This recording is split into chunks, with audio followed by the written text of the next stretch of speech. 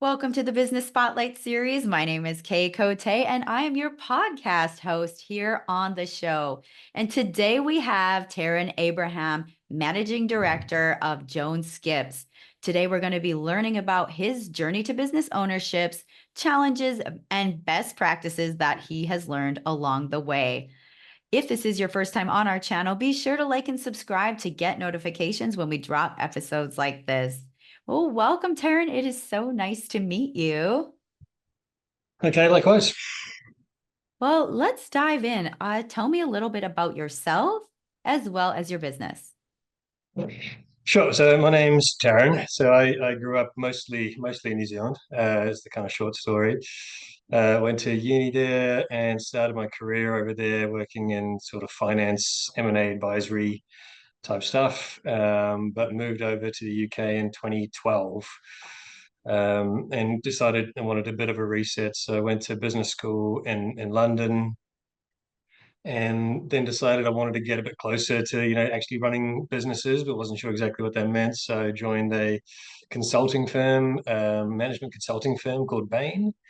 And I spent about 5 years there doing all sorts of management consulting projects. So you basically get dropped into a business and help them with whatever they need help with. Mhm. So that was really interesting, really fun. Did that for about 5 years, but got to, that takes us through to about 2020 or 2019. And I was kind of ready to take the next step and actually get into trying to run a business myself. Met my business partner Tim at Bain. We worked together there, and we both had sort of similar ambitions. So we kind of left the corporate world with the idea of trying to find and acquire and run a couple of businesses, basically. Mhm. So we spent almost a year trying to find the first business, and finally closed that one in February 2021, which was a label printing business out in Corby in East Mids. But and I was pretty kind of full on hands on there for about 18 months, but then pulled myself up out of that one, and we were looking for a second one, and the second one was Jones Skips in Wolverhampton. So we acquired the business kind of end of Feb this year, so about 6 months in. So pretty recent. But yeah, that's my full story. Wow, that's incredible. It's cool to hear how you've, pivoted over the years, starting in the consulting, knowing that you enjoyed business and then finding your partner and then gathering information and getting your own businesses. And so let's do a deep dive. Can you tell me about Jones Skips? Like what's kind of the business and like what's the business structure? Yeah, so Jones Skips has been around for about 25 years. I think it was technically acquired by a couple of gentlemen, a father and son called Richard and Lyndon Rushby. But the business was kind of tiny at that point. It was basically a startup. A couple of trucks. But that was about 25 years ago, and then they built that business very successfully over the last 25 years to the point where it's now doing about I think we're going to do about 16 million in turnover this year. Got about 50 trucks, and diversified waste management. So most of the business is skip hire. So that is, mostly local businesses basically need a skip, which is just a large container, and we go drop off the skip. They fill it up. We go and pick it up. So pretty simple business. But then we also have about 15% of the business now is what we call compaction, which is basically bins. So think about your kind of traditional waste management business that runs around with trucks and picks up bins. We do that as well. But yeah, that's about 15% of the business. But yeah, so it's very kind of well established, successful business. But Richard was at retirement age, so it was kind of time for them to exit. And we spent quite a long time talking to them, and finally managed to kind of agree a deal, like I said, and close it all earlier this year. Well, I'd like to deep dive into something you mentioned. You had taken this time to find the right fit, and then it sounds like, with the retirement happening and everything, it was a good fit. What was that process like, in that year searching or in that time frame searching for that right business? And what did you kind of go through? Were there any hurdles when searching, or was it pretty smooth sailing the whole time? Yeah, it's a really tricky one, especially when you're starting because you have absolutely no idea. You don't really know what a good business is. You kind of know in theory, but you don't really know. But I think you do get better over time, and particularly after we acquired the first business, I think that's a good learning experience, obviously as well. Hmm. Um, in some ways, it's incredibly complex because there's so many factors that could go right or wrong in a business. But I think fundamentally the kind of 80-20 is actually pretty simple. Hmm. And if you find a business, we like businesses where we like to keep it simple and low risk. So for us, B2B businesses where you're have a kind of repeat or recurring revenue model. So what that means is that, if you take care of your customers, they're just reordering, regularly rather than having to constantly go out and find new sales. That's a Hmm. really good start. So that's kind of the number one focus for us is trying to find that kind of repeat or recurring revenue model B2B. So you're actually dealing with business customers that you can build relationships with. Then you obviously need to be making good money, Hmm. good margins, and good people. And if you can find that, you're kind of most of the way there, I think. So, for something like Jones Skips, what was critical for us is it does have that kind of revenue model where you take care of customers, they'll just keep ordering. Hmm. It's a profitable business, but it very importantly has a really good team here. So it wasn't just the kind of founders. There's a proper management team. So there's a guy here called Andy Yeomans, who's a 30-year industry veteran, super well, regarded across the industry. He really runs the day to day, and there's a good sort of management team around him. So that gives us the confidence. Then we can kind of try and build from there. Oh, that's incredible. You mentioned about a team. Looking at your team and the growth of it, how many team members are you at now? We have, I think, 75 full time and 15 to 20 temps. Okay. And so how do you go about finding a solid team? Yeah. So do you want me to talk about how we decided the team here was good, or are you thinking more like hiring? A little bit of both. Let's cover like, you had the existing team and how have you even added to that as you grew? Yeah. So I mean, it's a little tricky because you're doing it outside in when you're acquiring a business, but we were somewhat lucky on this one that we could actually meet with Andy, who's kind of the GM. His title is principal director, but sort of the Hmm. GM running the show, which is pretty helpful because often in an acquisition you can't even meet any management. So we Hmm. got to meet and spend a fair bit of time with him, and that gave us quite a lot of confidence. He talked to us about his team, same with the kind of founders, talked to us about the team. So that gave us a pretty good level of confidence. But you never know for sure. And then we walked in here, and it was as we expected. It is a good team. So we haven't made any people changes. We don't expect to. And that's the way we prefer to do business. There's obviously different models where you can go in and completely change the team, but generally not really how I like to kind of spend my life. So that's all been good news. The one basically key hire to talk about hiring is we needed to add an operations manager. That's a really critical role, and we got a lady starting tomorrow, actually, as it would happen. Um, s- I mean, how we think about that, I think to get to your question is for me, it's more about finding a really high quality person than I'd rather that than having the perfect CV and experience. Hmm. So, she hasn't worked, she's not like a 20-year, waste industry veteran, but she does know waste because she's been working sort of in and about waste. Hmm. But for me, it's much more about, all of the other capabilities. She's smart, she's keen, she'll pick it up. Hmm. She's good with people. She has the kind of energy and drive. So for me, that's more important than experience. Definitely. And, kind of looking at training, her in and other employees that will come down your path. How do you go about the training process for your teammates? Yeah, it really depends on the role. Mhm. I'm pretty casual and informal generally, and I think that's the way this company culture is as well. So we like, if possible, for it to be quite a sort of apprenticeship style training. Um, maybe there's a better way to do it. But yeah, we are pretty informal, and we try to find a good person to do the training and spend the time that they need with the new hire.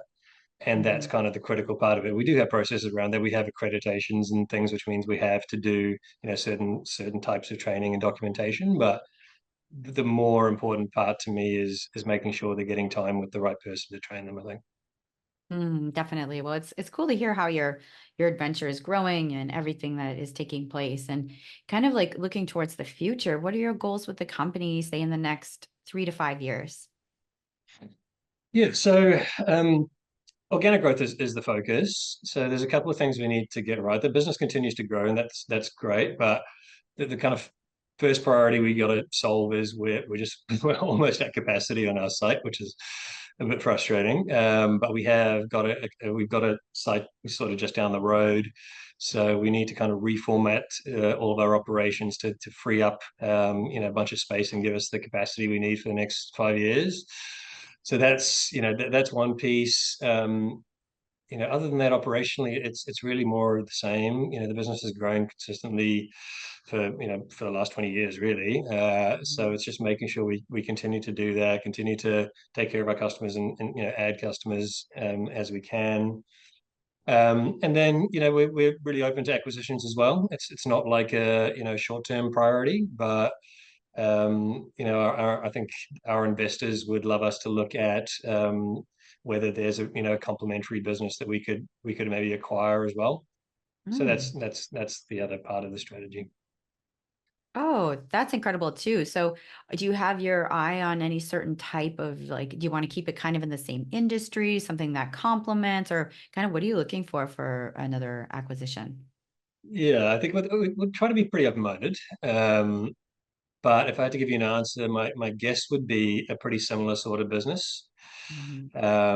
I think when you're going from one business to two, it makes sense to try and keep things pretty simple, and and basically try and buy a similar sort of business, which then gives us a bit of kind of scale benefits and region benefits.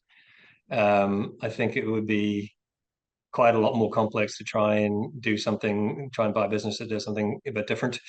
Mhm.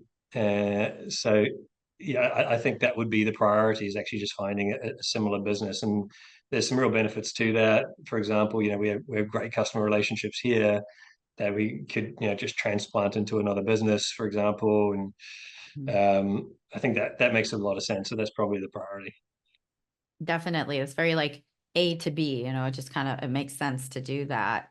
And kind of looking at that process, what are some of the like struggles or pain points of, having to go about that process and find that business?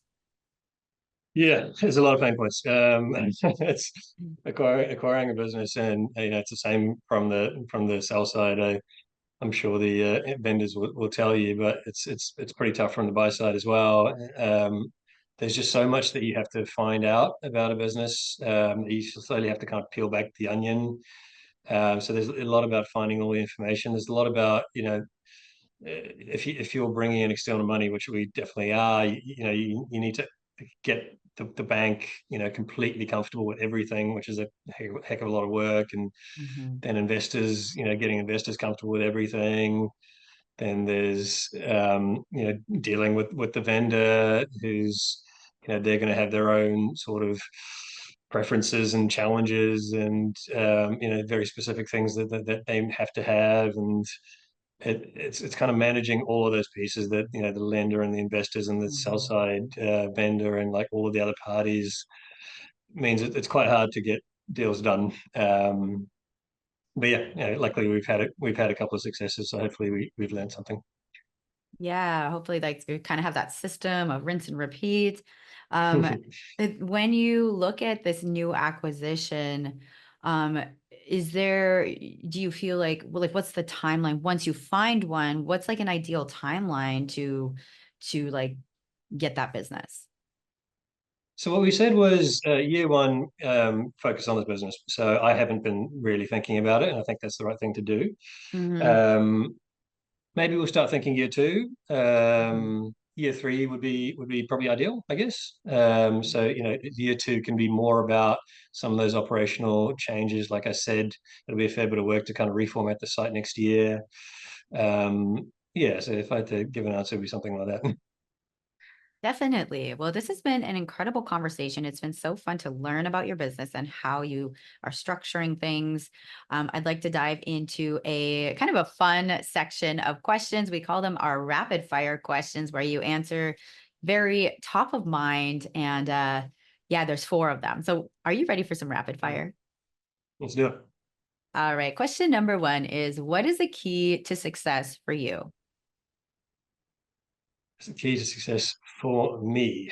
Um, I think the journey that I have been on is really spending a fair bit of time trying to figure out that answer specifically, because I think the hardest part of answering that question is actually really figuring out the to you part.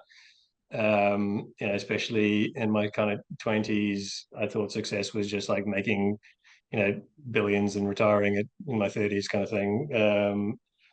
I don't think success is just making tons of money and retiring. I think success is really figuring out what's actually important to you, Mm, and what will make you sort of happy and fulfilled, and then trying to get that done. Um, so for me, it's a much more sort of balanced, nuanced, personal kind of answer. I love that answer. That actually resonates with me a lot. Number two is, what is a piece of advice you have for other business owners? I mean, I would say something similar. So, uh, like really think about what it is that you actually want, and that can be the kind of big picture sort of success in 10 years. But I think it's also really relevant for the next year or two. Is like I'm a big fan of like really prioritizing, like really figuring out like what is the one or two things that I actually really kind of care about, and just Mhm. trying to focus on that, whether that's growing the business a lot, or if it's actually pulling yourself out of the operations of the business so you could focus on other things, or that kind of thing. I think business can be really kind of chaotic, and you can be drawn into all sorts of things. And I think it's really good to try and find the time to actually think about what your priorities are. Definitely. And number three is, what is like a book or any piece of content, could be a podcast, anything that has that you've taken in most recently? It's not really a business thing, but I do really like it. My wife gave me it's a book called The Daily Stoic, Yes. by a guy called Ryan Holiday. Do you know him? Yes, I know that one. Yes. Yeah, yeah, I really like it. So you probably heard of all the like Stoic principles and stuff, but they're not generally in a particularly digestible format. Like I did buy Marcus Aurelius Meditations audiobook, and that was pretty hard going. So whereas like this is like it's like a little passage from one of the Stoics, and then his sort of explanation of it.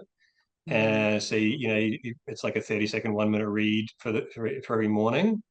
And it's just so much more digestible, and there's lots of good stuff in there. I really like that, so I'm still reading that one. Oh, that sounds like a great one. It's on my list as well, so I might have to bump it up to like Mhm. my number one. So thank you for That's a good sharing one to that. have.